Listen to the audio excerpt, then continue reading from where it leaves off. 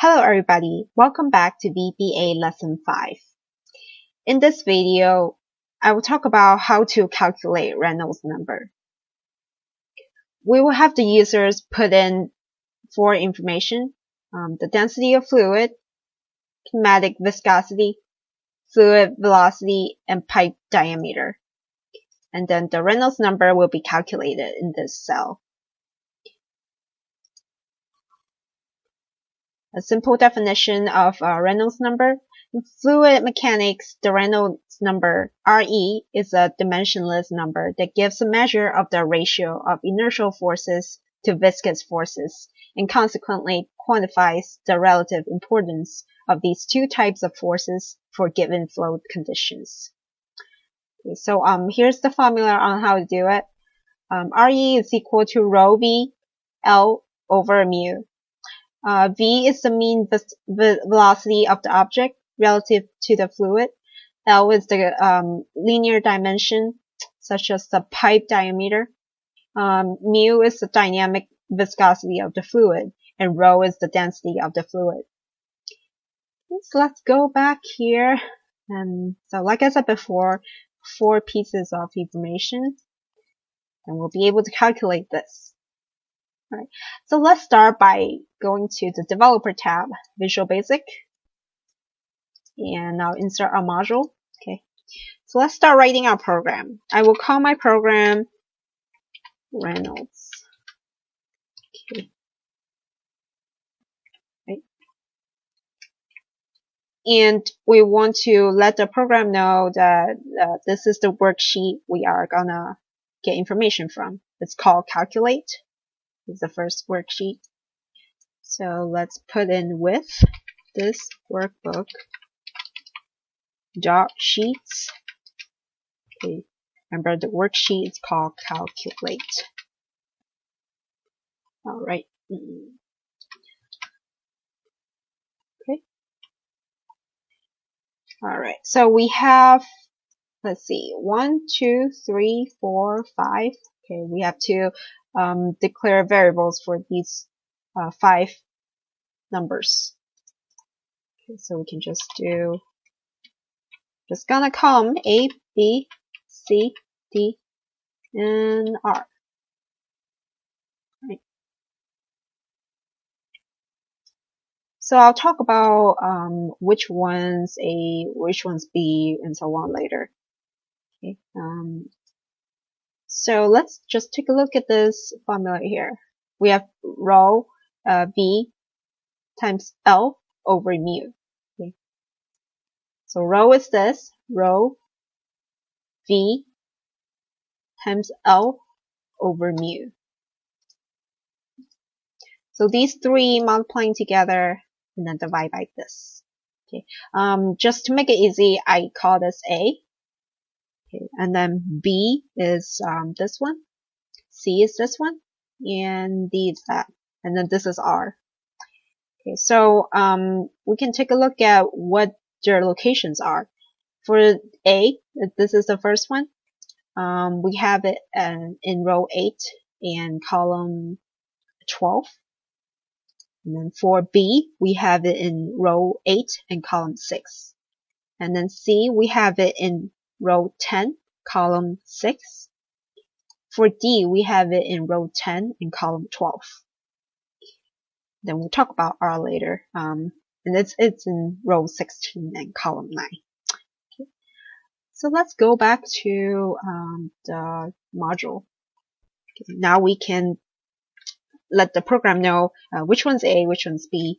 Okay. A is equal to dot cells A 12 dot A. Alright, so that's for A. Just to make it easy, so we don't have to type as much, let's copy and paste this. Because we'll be doing the same thing for B, C, D. Okay. Now we just have to change the letters. So B is in cell A and 16. How about C? C is in cell 10, 6. So make sure you are careful with the numbers. D is in 10, 12. Okay. Nope. This should be a 6.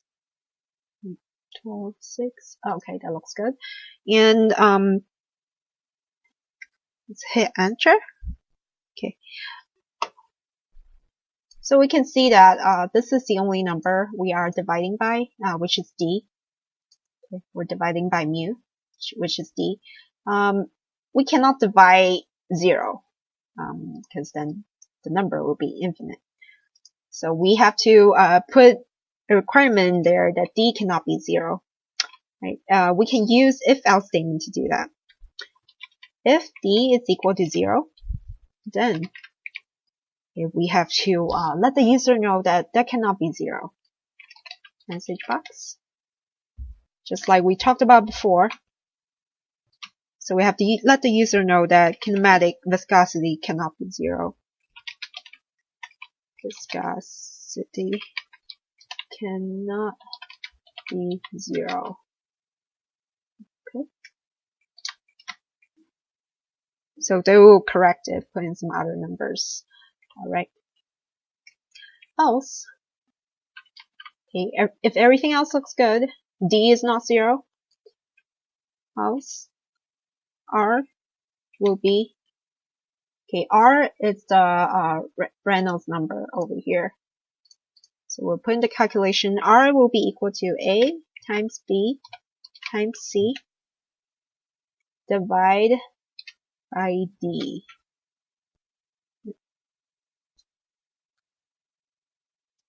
Okay. And then we want to put this number for R in this cell. Again, this is in row 16 and column 9. So we'll put that in. Dot cells 16, 9, value equal to R. Okay.